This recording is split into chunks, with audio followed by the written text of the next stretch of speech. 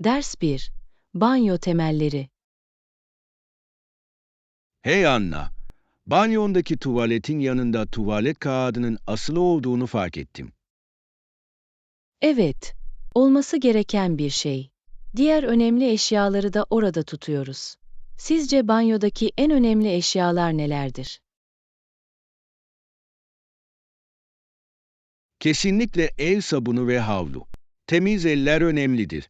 Favori sabun çeşidiniz var mı? Doğal sabun kullanmayı seviyorum. Harika kokuyorlar ve cilde nazik davranıyorlar. Sıvı sabun mu yoksa kalıp sabun mu tercih edersiniz? Ben sıvı sabunu tercih ediyorum. Özellikle ortak kullanım alanlarında daha hijyenik hissettirir. Peki ya tuvalet malzemeleri? Banyonuzda ne saklıyorsunuz? Şampuanım, saç kremim ve bazı cilt bakım ürünlerim var. Rutinimi basit tutmayı seviyorum. Cilt bakım rutininiz var mı? Evet, her gün nemlendirici ve güneş koruyucu kullanıyorum. Cildimi korumak benim için önemli. Banyo malzemelerinizi ne sıklıkla değiştiriyorsunuz? Her ay ya da bir şeyler bittiğinde stokları yenilemeye çalışıyorum. Her şeyin taze olması güzel. Banyo eşyalarını düzenlemenin önemli olduğunu düşünüyor musunuz? Evet, düzenli bir banyo. Eşyaları bulmayı kolaylaştırır. Her şeyi düzenli tutmak için sepetleri kullanıyorum. Organizasyon yönteminiz nedir? Küçük raflar ve etiketli kaplar kullanıyorum. Her şeyi takip etmeme yardımcı oluyor. Hiç banyonuzu temizlediniz mi? Kesinlikle. Birkaç ayda bir öğeleri gözden geçirmeyi seviyorum. Ne kadar biriktirdiğimiz şaşırtıcı. Kullanılmayan ürünleri ne yapıyorsunuz?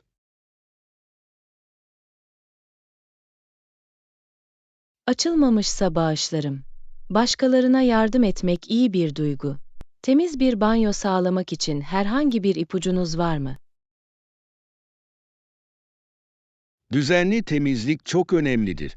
Genellikle yüzeyleri haftada bir silerim. Temizlik rutininiz nasıl?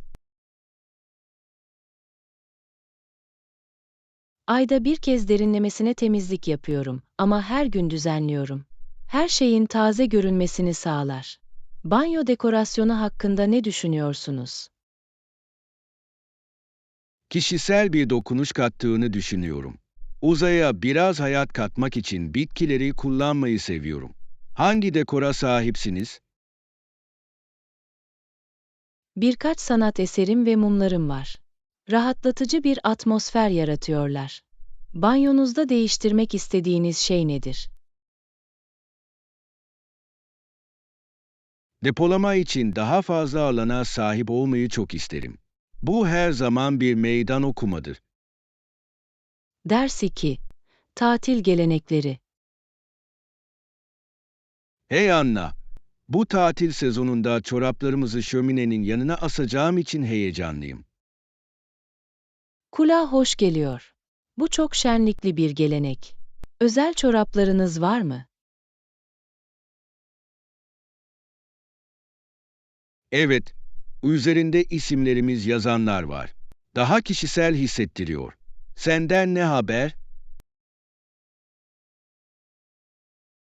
Anneannemin bana verdiği el yapımı çoraplarım var. Benim için gerçekten çok özeller.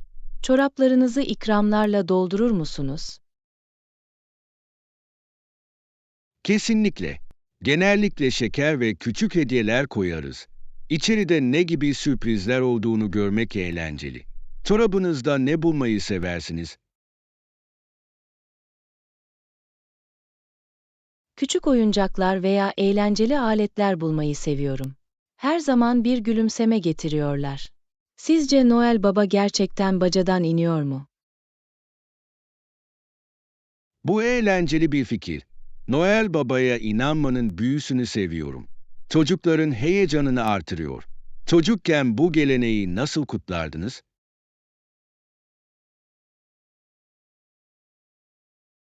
Noel Baba'ya kurabiye ve süt bırakırdık. Ne getirdiğine bakmak için erken kalktığımı hatırlıyorum. En sevdiğiniz anınız neydi? Uyandığımda çorapların dolu olduğunu görmeyi seviyordum. Sabah biraz sihir gibiydi. Başka tatil gelenekleriniz var mı?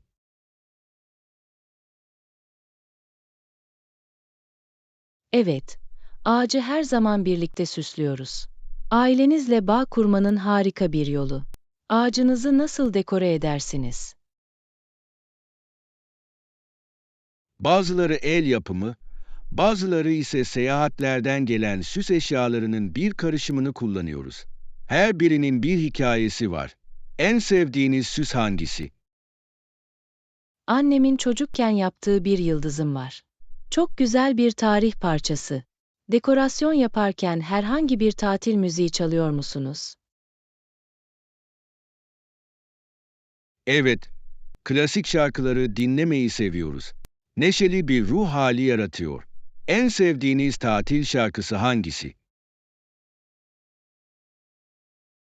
Sessiz Geceye bayılıyorum. Çok huzurlu ve güzel. Favoriniz var mı?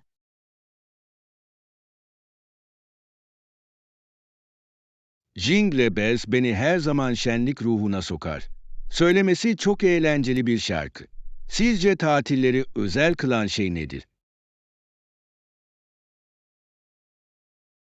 Önemli olan sevdiklerinizle vakit geçirmek ve anılar yaratmaktır. Mevsimin sıcaklığı gerçekten büyülü. Bu tatil sezonu için herhangi bir planınız var mı? Bir aile toplantısını ve bol miktarda lezzetli yemeği sabırsızlıkla bekliyorum. Bu en iyi kısım. Ders 3. Giysileri düzenleme. Hey Anna, şifoniyer çekmecelerimde pek çok kıyafet saklıyorum. Bu harika. Bir şifonyere sahip olmak işleri düzenli tutmanıza yardımcı olur. Çekmeceleriniz büyük mü? Evet, çekmeceler güzel ve derin. Bu da her şeyi saklamayı kolaylaştırıyor. Kıyafetlerinizi nasıl düzenliyorsunuz? Türlerine göre sıralıyorum. Gömleklerimi bir arada, pantolonumu ise başka bir çekmecede tutuyorum. Bir şeyleri daha hızlı bulmanızı sağlar. Belirli bir sisteminiz var mı? Evet, kendimi mevsime göre düzenliyorum.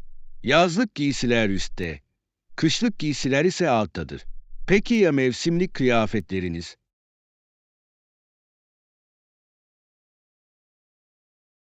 Sezon dışı kıyafetleri genellikle çöp kutularında saklıyorum. Şifon yerimde yer tasarrufu sağlıyor. Bunu hiç denedin mi? Evet, yaptım. Şifon yerimin dağınık kalmasını engellemeye gerçekten yardımcı oluyor. Artık giymediğiniz kıyafetleri ne yaparsınız? Onları bağışlıyorum. Onlara ikinci bir hayat vermek güzel bir duygu. Favori bir kıyafetiniz var mı? Sevdiğim rahat bir kazağım var. Soğuk günler için mükemmel. En sevdiğiniz eşya hangisi?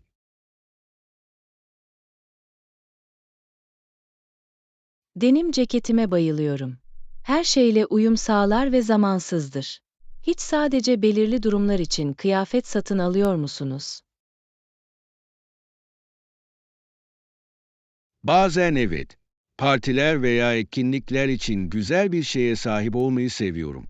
Özel günler için giyeceğiniz bir kıyafet var mı? Genellikle güzel bir elbise ve şık ayakkabılar giyerim. Kendimi güvende hissetmemi sağlıyor. Ne sıklıkla kıyafet alışverişine gidersiniz? Yılda birkaç kez alışverişe gitmeye çalışıyorum. Gardırobumu yenilemeyi seviyorum. Peki ya sen? Yeni bir şeye ihtiyacım olduğunda, genellikle mevsimsel olarak alışveriş yaparım. Neyin tarz olduğunu görmek eğlenceli. Mağazalardan mı yoksa internetten mi alışveriş yapmayı daha çok seviyorsunuz? Mağazalardan alışveriş yapmayı tercih ediyorum. Bir şeyleri ilk önce denemeyi severim. Senden ne haber? Kolaylık olsun diye internetten alışveriş yapmayı seviyorum. Ama bir şeyler denemeyi özlüyorum. Bu bir kumar olabilir. Şu ana kadar bulduğunuz en iyi anlaşma nedir? Bir keresinde yarı fiyatına indirimde olan bir tasarımcı ceketi buldum. Bu tam bir hırsızlıktı. Ders 4. Rüzgarlı bir macera. Hey Anna, geçen cuma okula giderken komik bir şey oldu. Gerçekten mi? Ne oldu? Hava çok rüzgarlıydı ve şapkamı tutmaya çalışıyordum. Bir anda kafamdan uçup gitti. Kulağa çok komik geliyor. Peşinden mi koştun? Evet yaptım. Çizgi film karakteri gibi caddede koştum. Herkes bana gülüyordu. Rüzgarla nasıl baş ettin?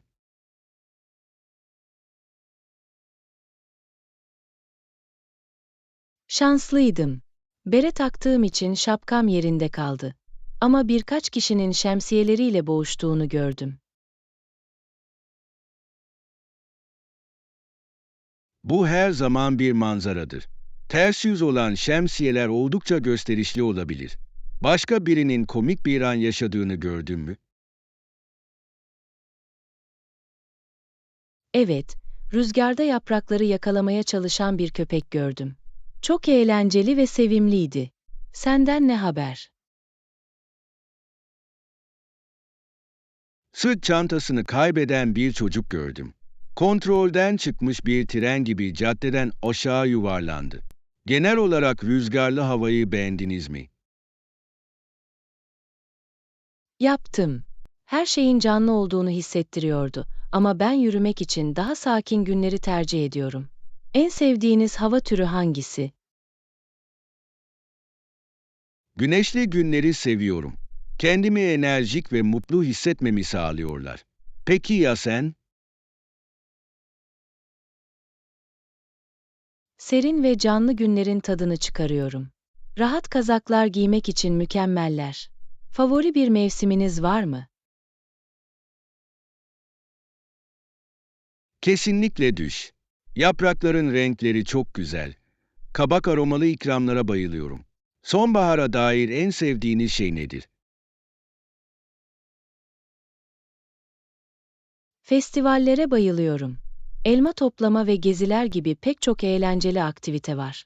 Hiç elma toplamaya gittin mi?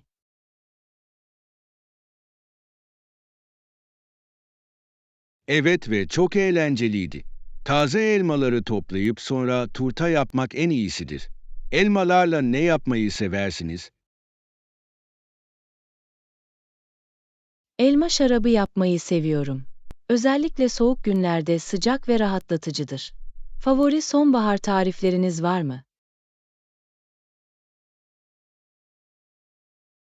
Elmalı gevrek pişirmeyi seviyorum. Çok basit ve lezzetli. Ders 5.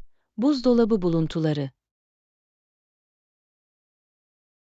Hey Anna, az önce buzdolabımı kontrol ettim ve içinde süt, yumurta, peynir ve sebze buldum. Bu yemek için iyi bir başlangıç gibi görünüyor. Bu malzemelerle ne pişirmeyi düşünüyorsunuz? Omlet yapmayı düşünüyordum. Hızlı ve lezzetli. Omlet sever misin?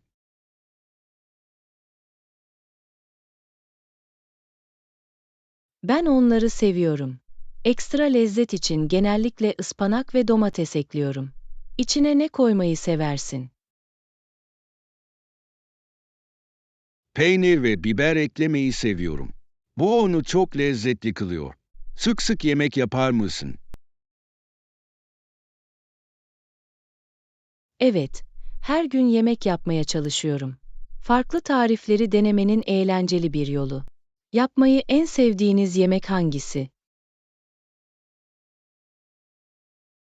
Makarna yapmayı seviyorum. Çok yönlüdür ve hazırlanması hızlıdır. Yapabileceğiniz bir tarifiniz var mı? Genellikle sahip olduğum sebzelerle tavada kızartma yaparım. Sağlıklı ve renkli. Ne pişireceğinizi nasıl seçersiniz?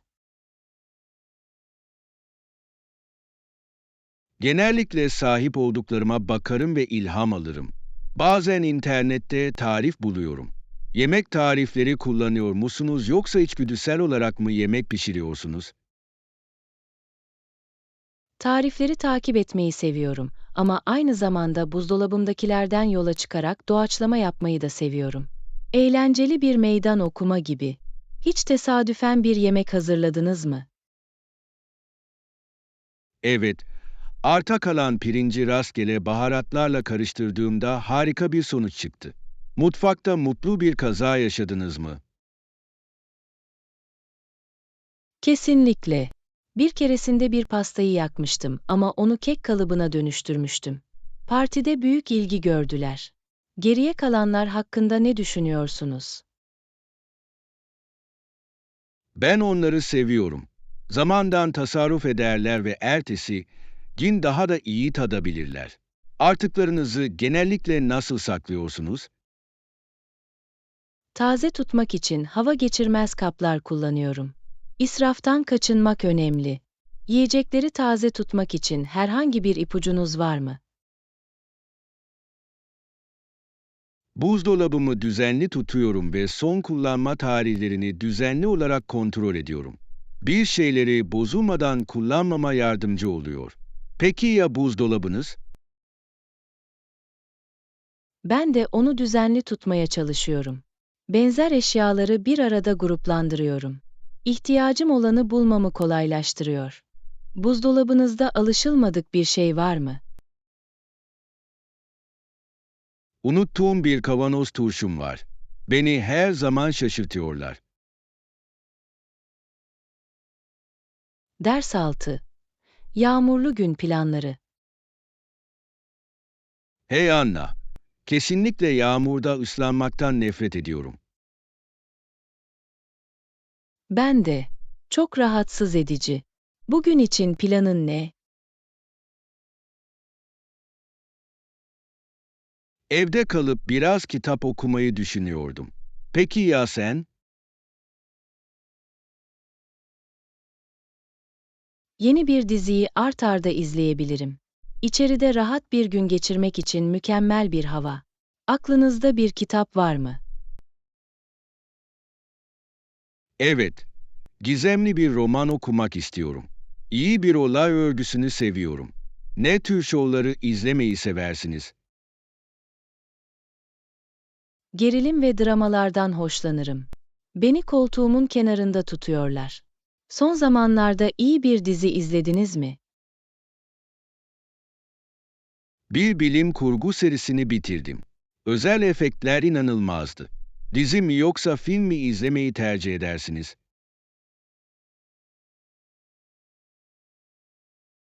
İkisini de seviyorum ama diziler daha fazla karakter gelişimine olanak sağlıyor. Nasıl büyüdüklerini görmek çok eğlenceli. Tüm zamanların en sevdiğiniz dizisi hangisi? Bu çok zor. Breaking Bad derdim. Harika yazılmış. Peki ya sen?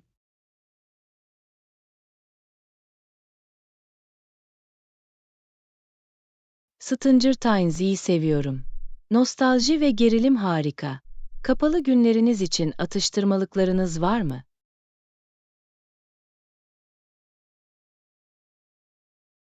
Patlamış mısır yapmayı planlıyorum. Bu bir klasik.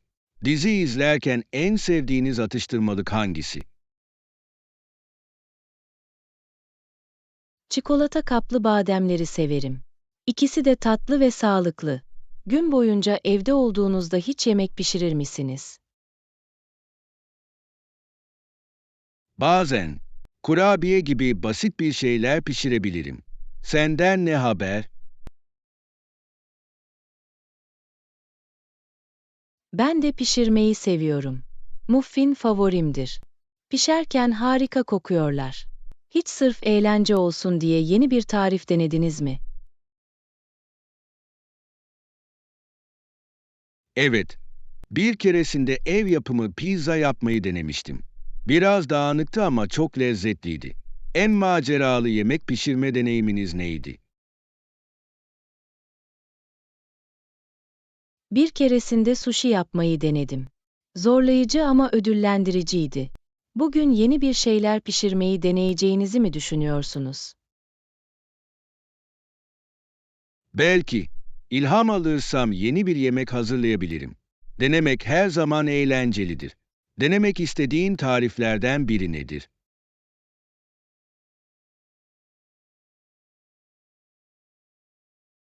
Ev yapımı makarna yapmak istiyordum.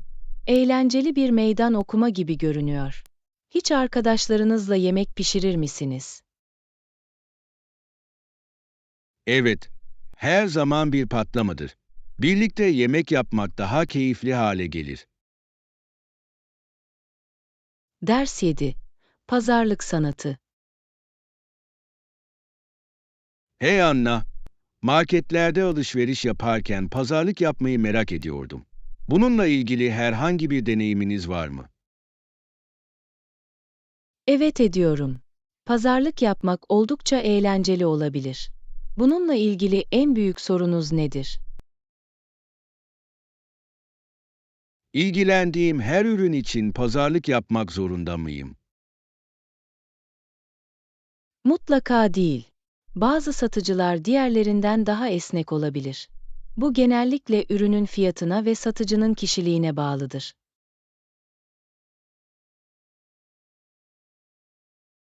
Bu mantıklı. Pazarlık yapmanın uygun olup olmadığını nasıl anlarsınız? Fiyat yüksek görünüyorsa veya el yapımı bir ürünse, genellikle pazarlık yapılması kabul edilebilir. Hiç pazarlık yapmayı denediniz mi? Bir keresinde hatıra olsun diye denedim ama kendimi tuhaf hissettim. Yeni başlayanlar için herhangi bir ipucu var mı? Öğe hakkında bir soru sorarak başlayın. Bu ilgiyi gösterir ve müzakere kapısını açar. Hangi ürün için pazarlık yapmaya çalışıyordunuz? El yapımı bir bilezik. Fiyatın biraz dik olduğunu düşündüm. İyi bir anlaşma mı yaptın? Evet, epeyce tasarruf ettim. Her zaman istenen fiyattan yaklaşık %30 daha azını teklif ederek başlıyorum. Bu strateji hakkında ne hissedeceğinizi düşünüyorsunuz? Bu kulağa akıllıca geliyor. Yine de satıcıyı rahatsız etme konusunda gergin olurdum. Unutmayın, bu birçok yerde kültürün bir parçası. Satıcılar bunu bekliyor. Pazarlık yapmakla ilgili başka endişeniz nedir? Kaba ya da saldırgan biri gibi görünmekten endişeleniyorum. Dostça olmayı nasıl sürdürüyorsunuz? Gülümse ve kibar ol. Dostça bir yaklaşım büyük bir fark yaratır. Ayrıca uyum oluşturmak için öğeye iltifat edebilirsiniz. Bu harika bir ipucu. Pazarlık yaptığınız için kendinizi hiç suçlu hissettiğiniz oluyor mu? Tam olarak değil. Bu, birçok pazarda yaygın bir uygulamadır. Satıcılar genellikle pazarlığa izin vermek için fiyatları daha yüksek işaretler. Bu iyi bir bakış açısı. İnternet alışverişinde durumun farklı olduğunu düşünüyor musunuz? Kesinlikle. Çevrimiçi fiyatlar genellikle sabittir. Ancak bazı platformlar teklif vermenize olanak tanır. Bunu hiç denedin mi? Yapmadım ama bu seçeneği keşfetmek isterim. Pazarlık yapmanın öğrenilebilecek bir beceri olduğunu mu düşünüyorsunuz? Kesinlikle. Ne kadar çok pratik yaparsanız o kadar rahat olursunuz. Her şey güvenle alakalı. Pazarlık yapacağınız hayalinizdeki eşya ne olurdu? Vintage bir gitar için pazarlık yapmayı çok isterim. Bu heyecan verici bir meydan okuma olurdu. Ders 8. Çevre dostu seçimler. Hey Anna, son zamanlarda daha çevre dostu seçimler yapmaya çalışıyorum. Yeniden kullanılabilir çanta kullanıyor musunuz? Evet ediyorum. Çevre için daha iyidir ve plastik atığı azaltır. Bunları kullanmaya başlamanız için size ne ilham verdi? Plastiğin okyanuslar ve yaban hayatı üzerindeki etkisini okudum. Gerçekten gözlerimi açtı. Yeniden kullanılabilir çanta kullanmanın başka faydalarını fark ettiniz mi? Kesinlikle. Genellikle plastik poşetlerden daha sağlamdırlar. Bu yüzden yırtılma endişesi duymadan daha fazla eşya taşıyabiliyorum. Hangi tür çantaları tercih edersiniz? Kanvas olanları seviyorum. Dayanıklıdırlar ve temizlenmesi kolaydır. Favori bir tasarımınız veya markanız var mı? Her zaman günümü aydınlatan eğlenceli çiçek desenli bir tanem var. Daha fazla insanın yeniden kullanılabilir çantalara geçiş yaptığını düşünüyor musunuz? Umarım. Marketlerde daha fazla insanın bunları kullandığını görüyorum. Sizce geçiş yapan insanlar için en büyük zorluk nedir? Sanırım onları da yanında getirmeyi hatırlıyorsun. Birkaç kez unuttum. Kendinize nasıl hatırlatırsınız? Arabamda birkaç tane bulunduruyorum. Bu yüzden onları her zaman elimin altında bulundururum. Kendinizinkini hatırlamak için bir stratejiniz var mı? Onları ön kapının yanında tutmaya çalışıyorum. Bu şekilde ayrılmadan önce onları görüyorum. Diğer yeniden kullanılabilir ürünleri düşündünüz mü? Evet, yeniden kullanılabilir bir su şişesi almayı düşünüyorum. Plastiği daha da azaltmanın harika bir yolu gibi görünüyor. Senden ne haber? Paslanmaz çelik su şişemi seviyorum. İçecekleri soğuk tutar ve israfı azaltır. Belirli markalara baktınız mı?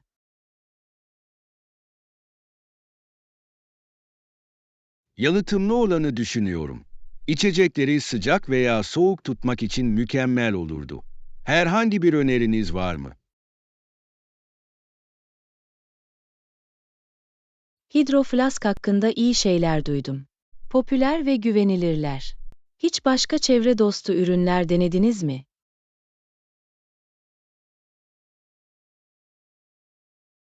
Yakın zamanda bambu diş fırçalarına geçtim. Kendilerini harika hissediyorlar ve gezegen için çok daha iyiler. Peki ya tuvalet malzemeleri? Plastik şişelerde sıvı sabun yerine kalıp sabun kullanıyorum. Küçük bir değişiklik ama fark yaratıyor. Küçük değişikliklerin işe yarayacağını mı düşünüyorsunuz? Kesinlikle. Daha sağlıklı bir gezegen için her küçük çaba önemlidir. Daha fazla insanın benimsediğini görmek isteyeceğiniz değişiklik nedir? Daha fazla insanın kompost yaptığını görmek isterim. Atıkları azaltır ve toprağı zenginleştirir. Ne düşünüyorsun? Bu harika olurdu. Kompostlama çevreye yardım etmenin çok basit bir yoludur. Yapabileceğimiz tüm olumlu değişiklikleri düşünmek heyecan verici. Ders 9. Yolunuzu bulma. Hey Anna, dün marketteydim ve birisi yanıma gelip affedersiniz, bana tren istasyonunun yolunu gösterebilir misiniz, diye sordu. İlginç. Onlara nasıl yardım edeceğinizi biliyor muydunuz? Evet yaptım. Onlara 2 blok boyunca düz gitmelerini, sonra sola dönmelerini söyledim. Yardımcı olmak iyi hissettirdi. Hiçbirisinin yolunu bulmasına yardım ettiniz mi? Ben var. Bir keresinde şehirde kaybolan bir turiste yardım etmiştim. Eğlenceli bir deneyimdi. Yolculukları hakkında ne düşündünüz? Bence bu heyecan verici. Seyahat etmek çoğu zaman beklenmedik maceralara yol açar. Yeni yerler keşfetmekten hoşlanıyor musunuz? Kesinlikle. Bir şehrin gizli mücevherlerini keşfetmeyi seviyorum. Ziyaret ettiğiniz en ilginç yer neresiydi? İtalya'nın şirin bir köyünü ziyaret ettim. Manzara muhteşemdi ve yerel halk dost canlısıydı. Senden ne haber? Fas'ta hareketli bir pazara gittim. Renkler ve baharatlar büyüleyiciydi. Hiç yerel halktan tavsiye istemeyi denediniz mi?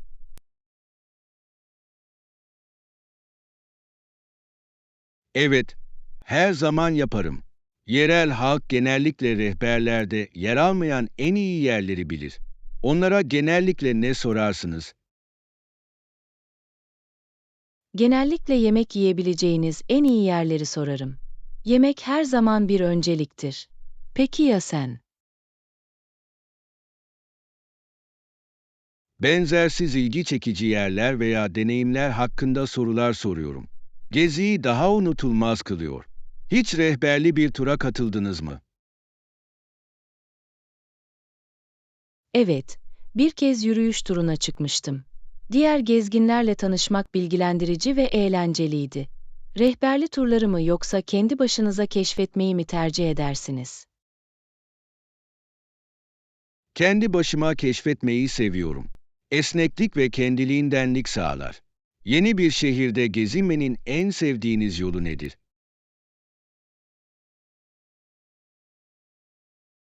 Haritaları genellikle telefonumda kullanıyorum ama bazen dolaşmayı ve kaybolmayı da seviyorum.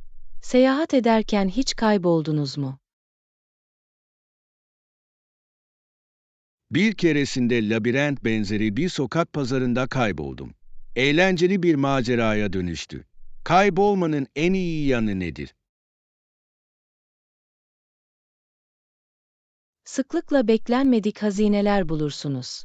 Bazen en güzel anılar planlanmamış anlardan gelir. Gezginlere tavsiyeleriniz var mı? Telefonunuz için daima taşınabilir bir şarj cihazı taşıyın. Yol tarifinin elinizin altında olması yardımcı olur. Ders 10. Bahçecilik sırları. Hey Anna, küçük bir bahçeye başladım ve çok faydalı oldu. Bu harika. Bahçenizde ne yetiştiriyorsunuz? Domatesim, biberim ve yeşilliklerim var. Çok güzel geliyorlar. Siz de bahçecilik yapıyor musunuz? Evet ediyorum. Çiçek ve sebze yetiştiriyorum. Çok rahatlatıcı bir hobi. Herhangi bir gübre kullanıyor musunuz?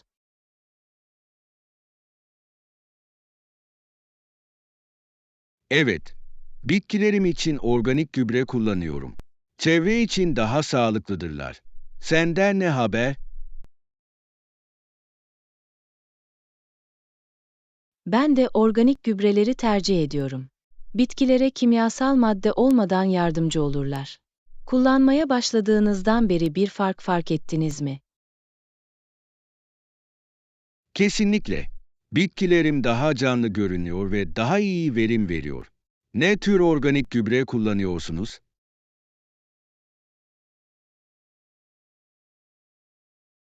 Kompost ve solucan gübresi kullanıyorum. Toprağı zenginleştirmek için harikalar. Kompostlamayı denediniz mi? Daha yeni başladım.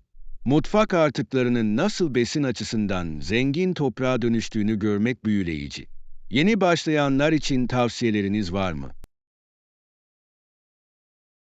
Küçük başlayın ve sabırlı olun. Zaman alır ama buna değer.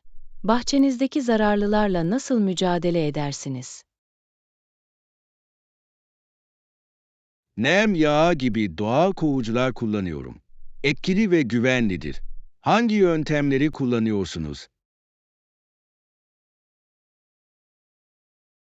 Zararlıları caydırmak için kadife çiçeği ekiyorum. Güzel ve işlevseller. Hiç haşere probleminiz oldu mu? Evet, geçen yıl yaprak bitleriyle ilgili bir sorunum vardı. Oldukça zorlu bir işti. Bahçe zararlılarıyla nasıl baş edilir? Genellikle onları elle çıkarırım veya böcek öldürücü sabun kullanırım. Benim için iyi çalışıyor. Bahçeciliğin en sevdiğiniz kısmı hangisi? Sebzelerimi hasat ettiğim anı seviyorum. Yetiştirdiğiniz şeyi yemenin özel bir yanı var. Ders 11. Dünya Kupası heyecanı. Hey Anna, en ünlü futbol turnuvasının Dünya Kupası olduğunu biliyor muydun? Evet, bunun her 4 yılda bir gerçekleşmesi inanılmaz. Getirdiği heyecanı seviyorum. Hangi takımları destekliyorsunuz?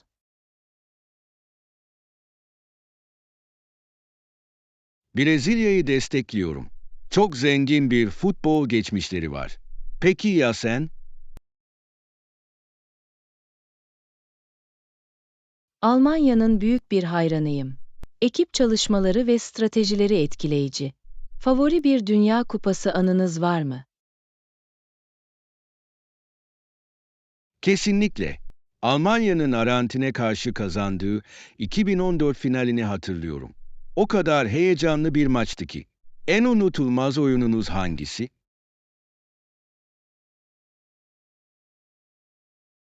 Fransa'nın kazandığı 1998 finalini izlemeyi çok sevdim. Stadyumdaki enerji elektriklendi. Hiç canlı maça gittiniz mi? Evet, geçen yıl yerel bir maça katıldım. Atmosfer muhteşemdi. Şahsen çok daha heyecan verici. Hiç futbol oynadın mı?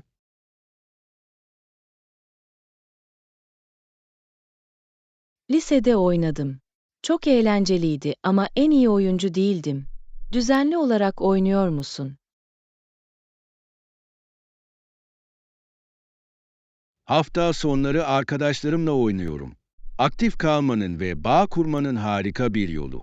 Hangi pozisyonda oynamaktan keyif aldınız? Genelde orta saha oyuncusuydum. Hem hücumda hem de savunmada yer almayı sevdim. En sevdiğiniz pozisyon hangisi? Forvet olarak oynamayı tercih ediyorum. Gol atmak o kadar acele ki. Herhangi bir futbol ligini takip ediyor musun? Evet, Premier Ligi izliyorum. Maçlar her zaman heyecanlı. Hangi ligi takip ediyorsunuz? Ben La Liga'nın hayranıyım. Oyuncuların yetenek seviyesi inanılmaz. Favori bir oyuncunuz var mı? Lionel Messi'ye gerçekten hayranım. Yeteneği eşsiz. Favorin kim?